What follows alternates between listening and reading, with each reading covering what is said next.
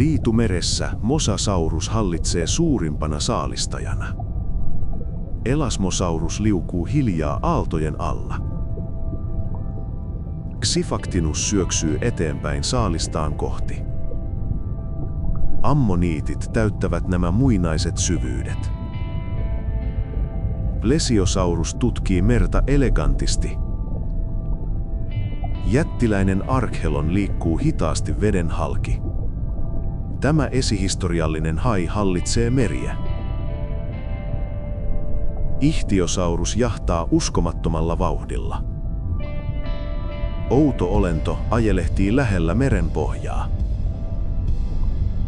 Liitumeressä saalistajat iskevät alhaalta. Syvänmeren mustekala valmistaa tappavan ansansa. Nautiloidit ajelehtivät rauhallisesti muinaisissa merissä. Merikrokotiili partioi rannikkoa pitkin. Plesiosaurukset matkustavat yhdessä avomeren yli. Jokainen varjo voi ketkeä saalistajan.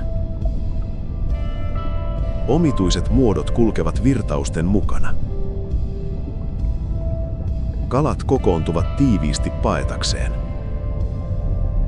Jopa nuorten täytyy oppia selviytymään varhain. Valtavat olennot vaeltavat merenpohjaa pitkin.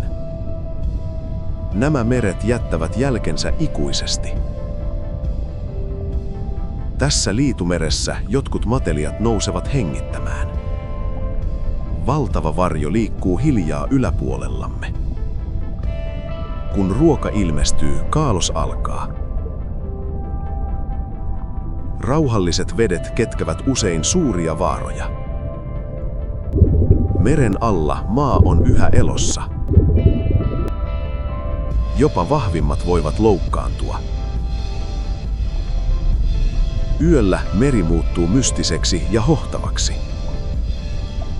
Pienet olennot ravitsevat koko ekosysteemiä. Saalistaja syöksyy suoraan kohti meitä. Metsästys tapahtuu kivisissä vedenalaisissa labyrinteissä.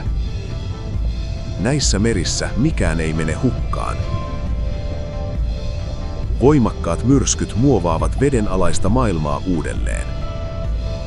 Tulevat saalistajat oppivat virheistään. Jopa meren herrat epäonnistuvat joskus.